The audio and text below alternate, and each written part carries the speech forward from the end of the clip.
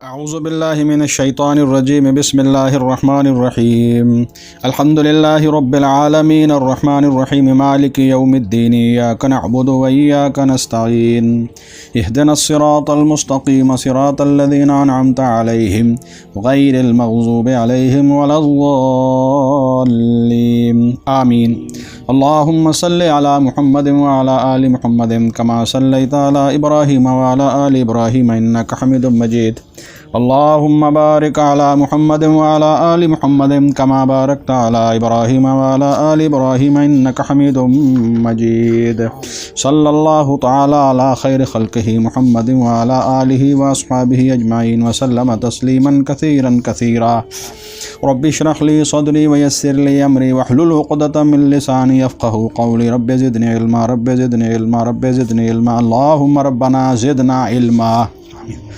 اللہ تعالیٰ کے فضل و کرم سے سورہ فاطر جو قرآن مجید کی 35ویں سورہ مبارکہ ہے 22ویں پارے میں ہے، اس کی آیت مبارکہ نمبر 31 سے آج ہم لوگ چلیں گے انشاءاللہ العزیز۔ اعوذ باللہ من الشیطان الرجیم والذی اوحینا الیک من الکتاب، اور وہ جو ہم نے وحی کی آپ کی طرف کتاب میں سے، اور یہاں کتاب هو الحق، وہ حق ہے۔ سورہ فاطر 22واں پارہ سورت نمبر 35 آیت مبارکہ نمبر 31 پہنچ گئے جی؟ سارے لوگ ذرا توجہ کیجئے گا، ہم کوشش کریں گے کہ تقریباً آدھے گھنٹے 35 منٹ کے اندر سورہ مبارکہ کو ختم کر لیں انشاءاللہ العزیز، اور انگلی رکھیے گا ساتھ۔ والذی اوحینا الیک، اور وہ جو ہم نے وحی کی آپ کی طرف، من الکتاب، کتاب میں سے، هو الحق، وہ حق ہے۔ آئیے یہاں پر الکتاب سے مراد قرآن مجید بھی ہو سکتی ہے، اور الکتاب سے مراد وہ بڑی کتاب جو لوح محفوظ میں ہے اس میں سے قرآن مجید ہے، دونوں معنی ہو سکتے ہیں۔ تو یہاں قرآن مجید ہے، هو الحق، وہ حق ہے، مصدقا لما، تصدیق کرنے والی ہے، لما بین یدیہ، اس کتاب کی جو اس سے پہلے ہے۔ اس سے پہلے کون سی کتاب تھی بڑی؟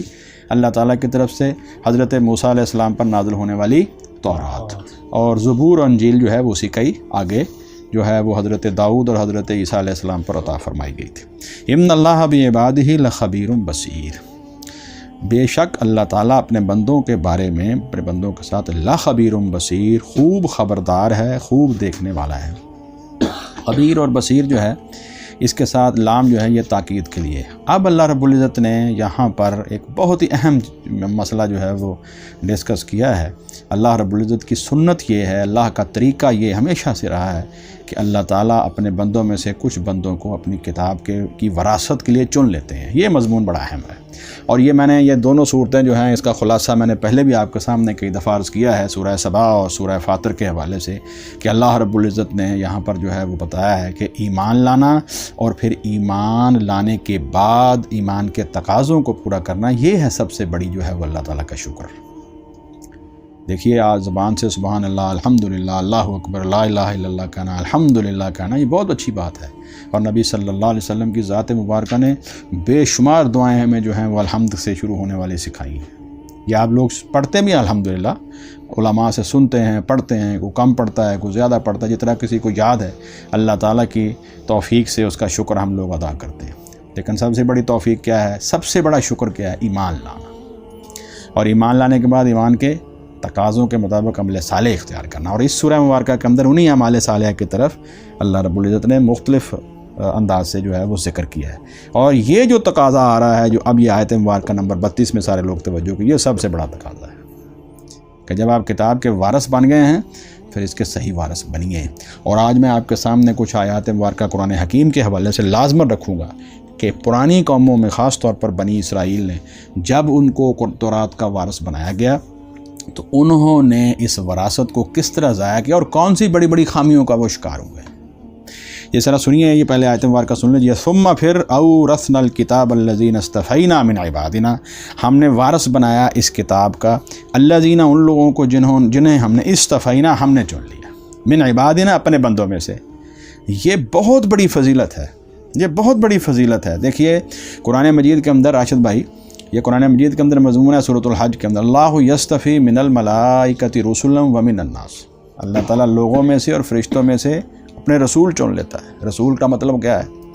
جو خاص اللہ کے بندے ہیں فرشتوں میں سے اور انسانوں میں سے، جن کو اللہ تعالیٰ نبوت اور رسالت سے سرفراز فرماتے ہیں تاکہ اللہ تعالیٰ کا پیغام لوگوں تک پہنچائیں۔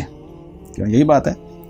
اب یہ پیغام ہمارے پاس جو ہے وہ آ گیا ہے، یہ پیغام ہمارے پاس آ چکا ہے قرآن مجید کی شکل میں. اب اس پیغام کو آگے کچھ لوگوں نے آگے بڑھ کر اس کو قبول کرنا ہے، اس کو حاصل کرنا ہے، اور وہی جو ذمہ داری انبیاء علیہ الصلوۃ والسلام کی ہے وہ پوری کرنی ہے. اس لیے یہاں پر بھی لفظ استفائی نہ آیا ہے. اس کا مطلب یہ ہے کہ یہ بڑی ایک سعادت والی بات ہے کہ اللہ تعالیٰ نے جو ہے وہ آپ کو اس ذمہ داری کے لیے چنا ہے. آپ کو پتہ ہی ہے، آپ جانتے ہیں، بڑی بڑی آرگنائزیشن کے اندر کام کرنے والے لوگ جانتے ہیں، آپ کاروبار میں بھی دیکھ لیں، ذمہ داری آپ کس کو دیتے ہیں؟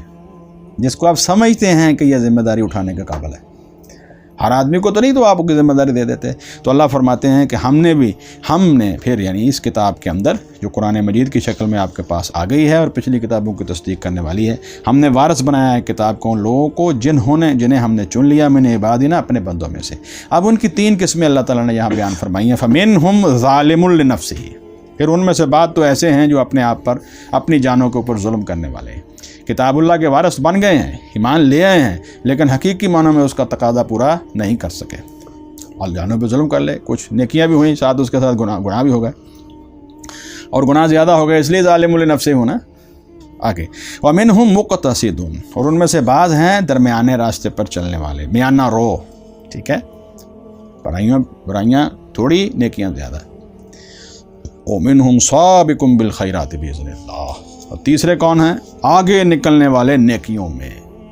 یعنی ان کے بارے میں لکھا گیا ہے، ان کے بارے میں جو ہے وہ پوری امت کے ائمہ مفسرین نے یہ بات لکھی ہے کہ سابقم بالخیرات جو ہیں یہ وہ لوگ ہیں جنہوں سے برائیاں، بڑی برائیاں تو ہوتی نہیں ہیں، چھوٹی برائیوں سے بھی بچتے ہیں.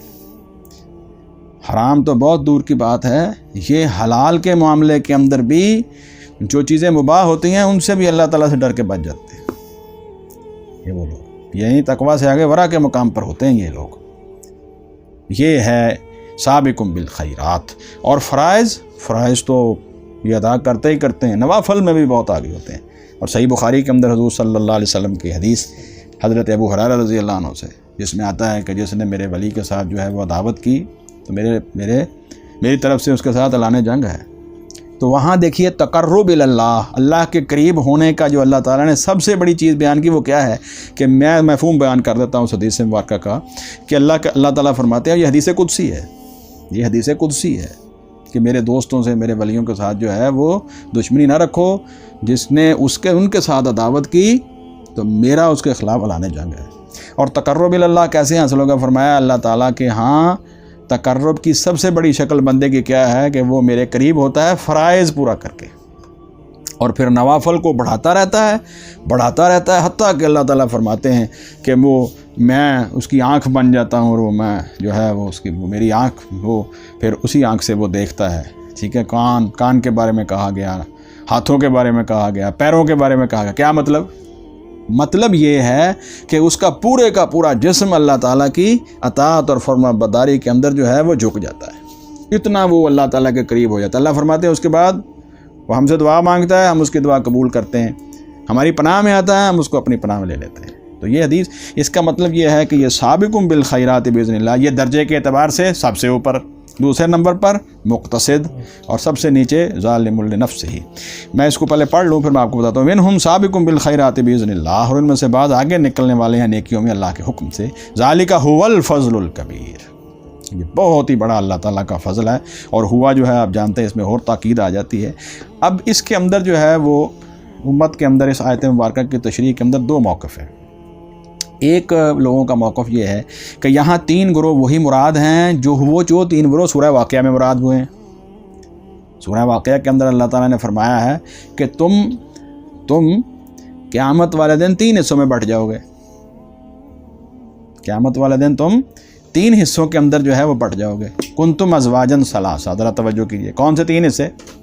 یعنی ایک تو تم ہو جاؤ گے اصحاب المیمنہ، دائیں ہاتھ والے، اور ایک کون سے ہیں؟ سابقون السابقون، سب سے آگے جانے والے. تو وہ کہتے ہیں سابقون جو ہیں وہ تو سابقون بالخیرات ہو گئے، اور اصحاب الیمین جو ہیں وہ مقتصد ہو گئے.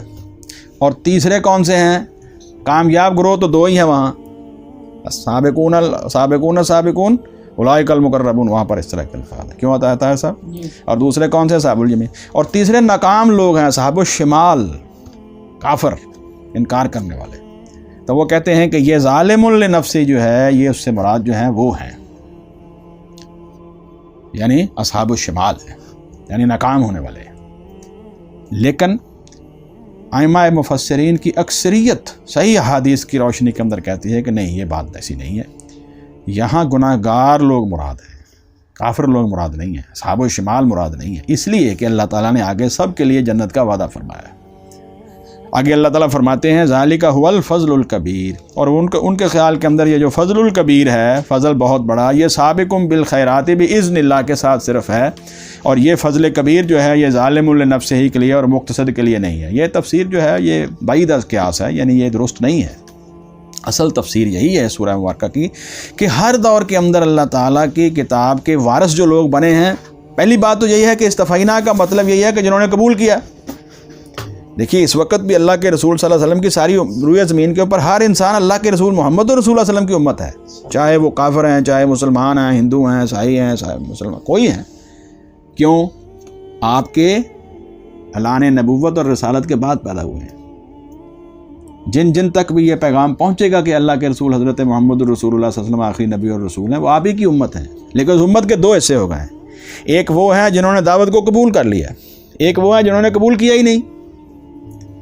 جنہوں نے قبول نہیں کیا وہ بھی آپ ہی کی امت ہیں، لیکن وہ صاحب الشمال ہو گئے، اللہ معاف فرمائے، ناکام ہو گئے۔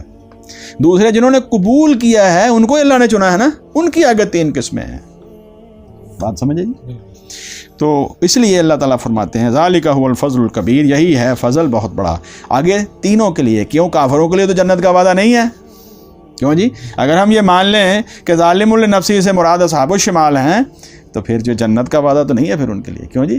تو آگے ہے جنات عدن، باغ ہیں ہمیشہ رہنے کے، یدخلونہا، وہ ان میں داخل ہوں گے، یحلون، انہیں پہنائے جائیں گے، فیہا، ان میں، من اساور، کنگن، من اساور، کنگن، ٹھیک ہے جی، من ذہب، سونے کے، ولؤلؤا، اور موتی بھی، ان کو موتی بھی پہنائے جائیں گے۔ اور یہ جو اساور ہے آپ جانتے ہیں جمع الجمع ہے، یہ جمع الجمع ہے۔ جنات عدن، باغ ہیں ہمیشہ رہنے کے، یدخلونہا، وہ ان میں داخل ہوں گے، یحلون، انہیں پہنائے جائیں گے، فیہا، ان میں، من اساور، کنگن، من ذہب، سونے کے، ولؤلؤا، اور موتی بھی، ولباسہم، اور ان کا لباس ہوگا، فیہا، اس جنت میں، حریر، ریشمی لباس وہ پہنائے جائیں گے۔ یہ ان سارے لوگوں کے لیے جو کتاب کے وارث ہوئے ان کے لیے وعدہ ہے۔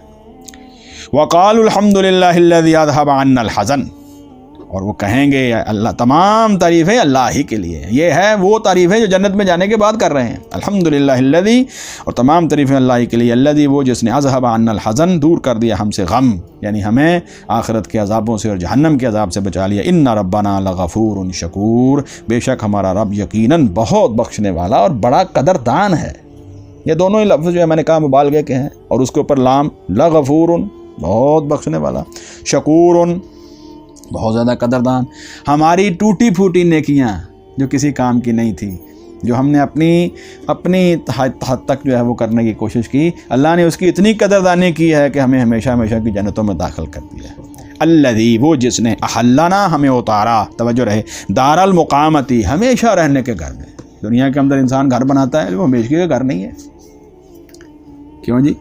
وہ ہمیشہ کا گھر تھوڑا ہے، بلکہ بعض اقوال میں اس طرح بھی آتا ہے کہ انسان جو ہے وہ جب گھر میں رہ رہا ہوتا ہے تو یہی دنیا اور یہ زمین کے ٹکڑے اور یہ گھر جو ہے وہ اس کے اوپر جو ہے وہ حیرانگی کا اظہار کرتے ہیں کہ یہ کس طرح اہتمام کر رہا ہے، لیکن اسے یہاں سے چلے جانا ہے۔ تو یہ عارضی جو چیزیں ہیں ان کو عارضی سمجھنا چاہیے، ضرورت کے مطابق اختیار کریں، ٹھیک۔ الذی احلنا دار المقامتی، وہ جس نے ہمیں اتارا ہمیشہ رہنے کے گھر میں، من فضل ہی، اپنے فضل سے۔ یہ اللہ تعالیٰ کا فضل ہے۔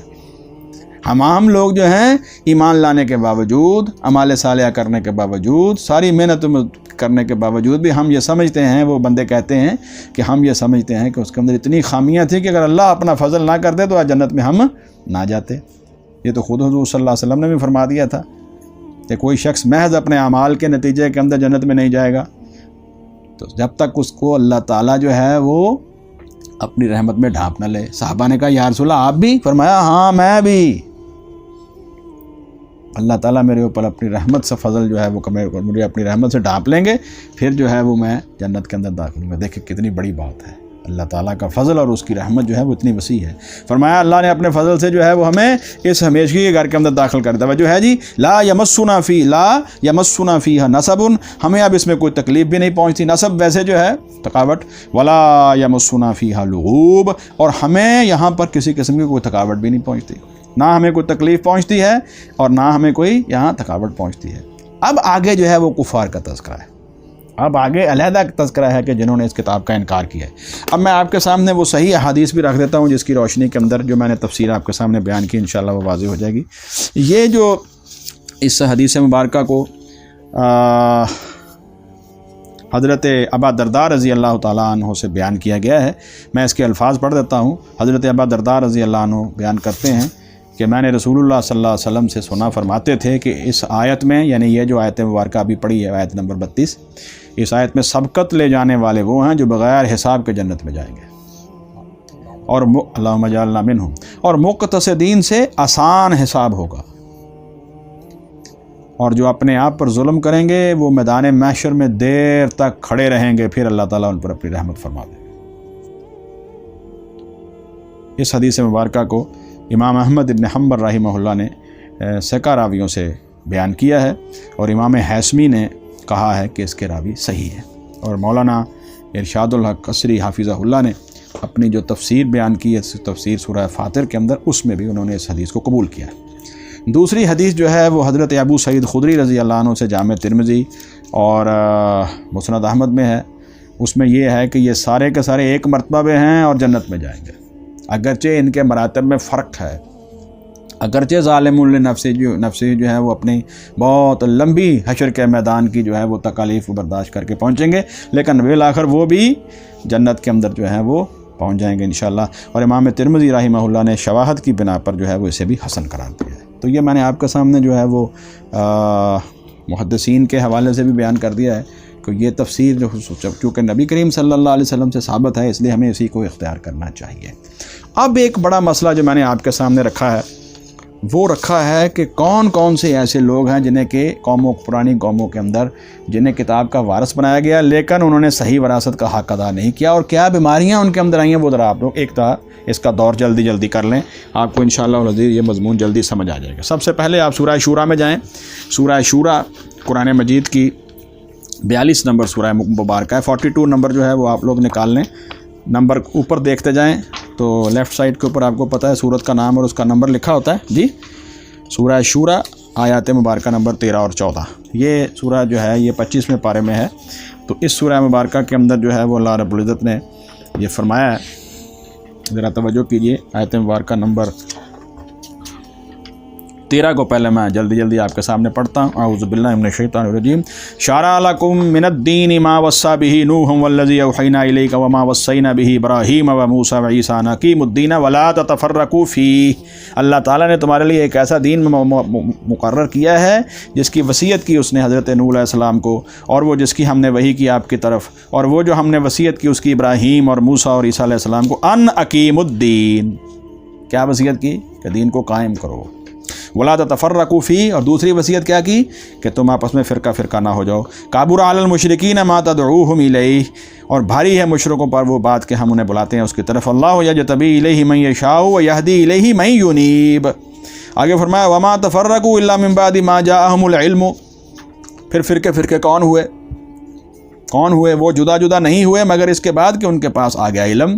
کیوں علم آنے کے بعد پھر فرقے کیوں ہوئے؟ آگے وجہ بیان کر دی، باغیم بینہم، زدم زدہ، سرکشی، زیادتی ایک دوسرے کے اوپر۔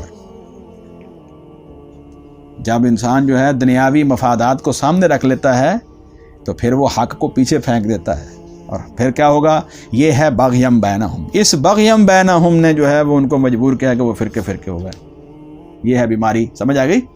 فرمایا ولولا کلمۃ سبقت من ربک الی اجل مسمى لقضی بینہم۔ اس کا مفہوم یہ ہے کہ اگر اللہ تعالیٰ نے یہ پہلے سے طے نہ کیا ہوتا کہ ہم نے ایک وقت مقرر رکھا ہوا ہے قیامت والا دن جس دن ہم جو ہے وہ لوگوں کو ان کے اعمال کی جزا اور سزا دیں گے، تو ہم دنیا کے اندر ہی پہلے فیصلہ کر دیتے، لیکن اللہ تعالیٰ نے فرمایا کہ میرا یہ طریقہ نہیں ہے، دنیا کے اندر ہم یہ نہیں کریں گے، موقع دیں گے، اپنی پوری آزادی کے ساتھ جو ہے وقت گزارے، صحیح راستے پہ آئے اجر پائے گا، غلط راستے پہ آئے گا نقصان اٹھائے گا۔ اب ذرا غور کیجئے گا یہاں پر کیا بیان ہو رہا ہے، آیت نمبر 14 میں ذرا توجہ کیجئے، وَإِنَّ الَّذِينَ أُورِثُوا الْكِتَابَ، بلا شبہ وہ لوگ جو وارث بنائے گئے اس کتاب کے من بعدہم، ان کے بعد انبیاء علیہ الصلوۃ والسلام کے دور کے اندر تو لوگ آئے نا جی، لیکن جو اس کے بعد وارث بنائے انہوں نے کیا کیا جی پیر صاحب، لفی شک منہ مریب، یقیناً ایسے شک میں ہیں اس سے جو بے چین کرنے والا ہے۔ یعنی یہ جو شک ہے اللہ کی کتاب کے اوپر جو ہے وہ عدم اطمینان، شک کا شکار ہونا، یہ ہے ایسی بیماری جس نے جو ہے ان کو صحیح اس کتاب کا وارث ہونے سے محروم کر دیا۔ اللہ تعالیٰ ہمیں محفوظ رکھے۔ یہ بیماریاں جو یہ شاہ قرآن مجید کے اندر بیان ہوئی ہیں، سب سے پہلے ہے کہ ان لوگوں نے محض سرکشی اور ضد کی بنیاد پر علیحدہ علیحدہ ہو گئے، اللہ کے دین کے اندر تفرقے ڈال دیے۔ دوسری بیماری کیا آئی؟ وہ ایسے شک کا شکار ہوئے جس شک نے جو ہے وہ ان کو پوری زندگی جو ہے وہ اضطراب کے اندر رکھا، اور نتیجہ یہ نکلا کہ وہ حق کی طرف نہیں۔ آپ کو پتہ ہے سورہ سبا کی آخری آیت کیا تھی؟ اب دوبارہ اسی مضمون کی طرف آ جائیے۔ جو سورہ فاتر ہم پڑھ رہے ہیں اس سے بالکل پچھلی سورہ فاتر ہے۔ پیر صاحب اس آیت مبارکہ کو ذرا دیکھیے، سورہ سبا فاتر کے بالکل پیچھے ذرا توجہ کے ساتھ آپ قرآن مجید کا دور کر رہے ہیں۔ وَحِيلَ بَيْنَهُمْ وَبَيْنَ مَا يَشْتَهُونَ كَمَا فُعِلَ بِأَشْيَاعِهِمْ مِنْ قَبْلُ، کیا وجہ بیان کی؟ إِنَّهُمْ كَانُوا فِي شَكٍّ مُّرِيبٍ، قیامت کے میدان میں جا کے اب ایمان لانے کے لیے کوششیں کر رہے ہیں، خواہشیں کر رہے ہیں، لیکن وہاں کوئی فائدہ نہیں ہے۔ دنیا میں ان کا کیا ہے؟ إِنَّهُمْ كَانُوا فِي شَكٍّ مُّرِيبٍ، دنیا میں وہ شک کا شکار رہے، ایسا شک جو اضطراب میں انہوں نے مبتلا کیے رکھا، کسی جگہ پہ مطمئن نہیں ہوئے، شک کے اندر زندگی بسر کر دی، موت آ گئی، اب قیامت والے دن جا کے خواہشیں کر رہے ہیں کہ مان لیں، ایسے خواہشوں کا کوئی فائدہ نہیں۔ دوسرا مقام دیکھیے قرآن مجید میں، یہ سورہ غافر، سورہ غافر جو ہے یہ قرآن مجید کی 40 نمبر سورہ مبارکہ ہے، جس کو سورہ المؤمن بھی کہتے ہیں۔ یہ 24ویں پارے میں ہے سورہ غافر، اور اس کی آیت مبارکہ نمبر 53۔ اس کے اندر بھی اللہ تعالیٰ فرماتے ہیں کہ ہم نے بنی اسرائیل کو کتاب کا وارث بنایا۔ کس کا؟ تورات کا وارث بنایا۔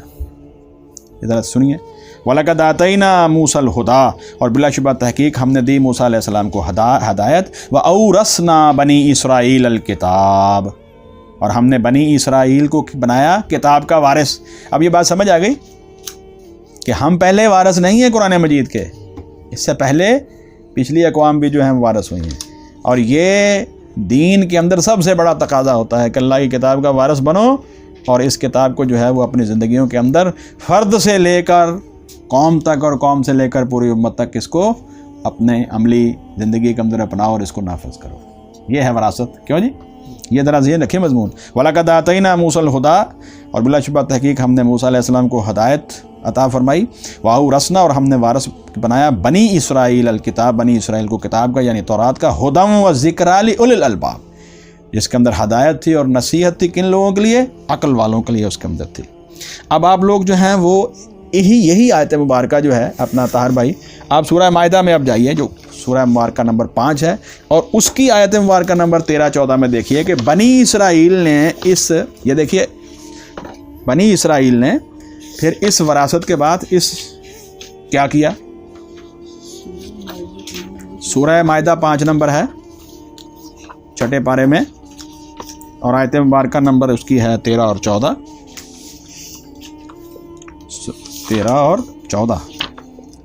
اب آپ نے ان آیات مبارکہ کے اندر خاص طور پر جو ہے وہ یہ چیز نوٹ کرنی ہے کہ کیا کیا بڑی بڑی غلطیاں ان سے ہوئیں کہ وہ وراثت کا صحیح حق ادا نہیں کر سکے۔ آیت مبارکہ نمبر 13 اور 14 میں آپ کے سامنے رکھ رہا ہوں۔ فَبِمَا نَقْضِهِم مِّيثَاقَهُمْ لَعَنَّاهُمْ، فَبِمَا نَقْضِهِم مِّيثَاقَهُمْ لَعَنَّاهُمْ، اور اس وجہ سے کہ اپنے عہد کو انہوں نے توڑا تھا تو ہم نے ان پر لعنت کی، وَجَعَلْنَا قُلُوبَهُمْ قَاسِيَةً، اور ہم نے ان کے دلوں کو سخت کر دیا، يُحَرِّفُونَ الْكَلِمَ عَن مَّوَاضِعِهِ، اب کرتے کیا ہیں؟ وہ باتوں کو، اللہ کے کلمات کو ان کی اصل جگہ سے ہٹا دیتے ہیں، معنی کوئی ہوتا ہے، بیان کوئی کرتے ہیں۔ وَنَسُوا، اب یہ دیکھیے، وَنَسُوا حَظًّا مِّمَّا ذُكِّرُوا بِهِ، اور وہ بھول گئے ایک حصہ اس چیز میں سے جس کی ان کو نصیحت کی گئی تھی۔ یعنی کتاب کے ایک حصے کے اوپر عمل کر لینا جو آسان ہے، اور جو مشکل ہے اس کو چھوڑ دینا. یہ اس کا نتیجہ کیا نکلا؟ دل سخت ہو گئے اور اللہ کی کتاب کے پھر انہوں نے صحیح وراثت کا حق عطا نہیں کیا. وَلَا تَزَالُ تَطَّلِعُ عَلَىٰ خَائِنَةٍ مِّنْهُمْ إِلَّا قَلِيلًا مِّنْهُمْ فَاعْفُ عَنْهُمْ وَاصْفَحْ إِنَّ اللَّهَ يُحِبُّ الْمُحْسِنِينَ. یہ حال ہوا کن کا؟ یہ پیچھے سارے کا سارا تذکرہ جو ہے وہ ہو رہا ہے بنی اسرائیل کا، جن کو اللہ تعالیٰ نے تورات عطا فرمائی. آگے انجیل والوں کا تذکرہ بھی آ گیا، ذرا سنیے 14 میں. وَمِنَ الَّذِينَ قَالُوا إِنَّا نَصَارَىٰ، اور وہ لوگ جنہوں نے کہا کہ ہم بے شک نصارہ ہیں، یعنی عیسیٰ علیہ السلام کے پیروکار ہیں. أَخَذْنَا مِيثَاقَهُمْ، ہم نے ان سے بھی عہد لیا. فَنَسُوا حَظًّا مِّمَّا ذُكِّرُوا بِهِ، وہ بھی بھول گئے ایک حصہ اس چیز کا جس سے وہ نصیحت کیے گئے تھے. یعنی جس طرح کتاب کے ایک حصے کو ضائع کیا اہل تورات نے، اسی طرح ضائع کیا اہل انجیل نے. تو اے مسلمانوں تم بچو اس بات سے. اللہ اکبر. فَأَغْرَيْنَا بَيْنَهُمُ الْعَدَاوَةَ وَالْبَغْضَاءَ إِلَىٰ يَوْمِ الْقِيَامَةِ وَسَوْفَ يُنَبِّئُهُمُ اللَّهُ بِمَا كَانُوا يَصْنَعُونَ. تو میں نے آپ کے سامنے یہ جو ہے وہ اگلا مقام رکھا ہے. تیسرا مقام جو ہے وہ ہوتا ہے کہ جب کوئی آدمی، سورہ مریم، جب کوئی قوم، کوئی فرد اللہ تعالیٰ کے احکامات میں سے دو چیزوں کو اختیار کر لے، اپنی خواہشات پہ چلنا شروع کر دے اور نمازوں کو ضائع کر دے. یہ مضمون بڑا واضح ہے سورہ مریم کے اندر. سورہ مریم، سورہ مبارکہ نمبر 19، آیات مبارکہ نمبر 59 اور 60.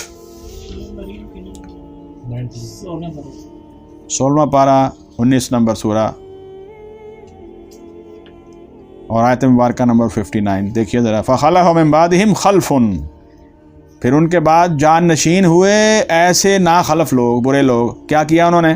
دو کام کیے. اضاعوا الصلاۃ، ضائع کیا نماز. اور آج حال کیا ہے؟ آج اہل کتاب کا حال یہ ہے، یہود و نصارہ کا، کہ ان کے لیے پڑھنے کے لیے آپ دیکھیں عملی طور پر نماز ہے ہی کوئی نہیں. نہ ان کی نماز میں قیام رہا، نہ رکوع رہا، نہ سجدہ رہا. جبکہ حضرت مریم علیہ السلام کے بارے میں قرآن مجید میں یہ واقعہ آیا ہے کہ ان کو کہا گیا کہ آپ بھی رکوع کرنے والوں کے ساتھ رکوع کریں. یعنی جماعت کی نماز ادھر بھی تھی. اور آج حال یہ ہے ان کے پاس کہ نماز تو بہت دور کی بات ہے، ان کی نماز کی اصل شکل بھی باقی نہیں رہی. اللہ معاف فرمائے. تو فرمایا فَخَلَفَ مِن بَعْدِهِمْ خَلْفٌ، پھر جان نشین ہوئے ان کے بعد ناخلف اور برے لوگ. اضاعوا الصلاۃ، انہوں نے ضائع کیا نماز کو. واتبعوا الشہوات، اور انہوں نے خواہشات کی پیروی کی. فسوف یلقون غیا، وہ ان قریب جو ہے وہ جہنم کی ہلاکت کے ساتھ ملاقات کریں گے. مگر الا من تاب وآمن وعمل صالحا، ہاں مگر جس نے توبہ کی اور ایمان لایا اور اعمال صالح اختیار کی. فاولئک یدخلون الجنۃ ولا یظلمون شیئا، جنات عدن التي وعد الرحمن عباده بالغیب انه كان وعده مأتیا. لا يسمعون فيها لغوا الا سلاما وَلَهُمْ رِزْقُهُمْ فِيهَا بُكْرَةً وَعَشِيًّا. اور آخری آیت سنیے. تِلْكَ الْجَنَّةُ الَّتِي نُورِثُ مِنْ عِبَادِنَا مَنْ كَانَ تَقِيًّا. وراثت ہم جو ہے وہ جنت کے وارث ان لوگوں کو اپنے بندوں میں سے بنائیں گے جنہوں نے تقوی اختیار کیا، جو پرہیزگاری اختیار کرتے رہے، نافرمانی سے بچتے رہے. اب دیکھیے یہ پرانی امتوں کے واقعات اللہ تعالیٰ نے بیان کیے ہیں کہ کس طرح وہ کتاب کے وارث بنائے گئے اور انہوں نے کس طرح اللہ کے پیغامات کو کچھ بھول گئے، کوئی خواہشات کے پیچھے چل گئے، اور آہستہ آہستہ یہ بیماریاں بڑھتی گئیں.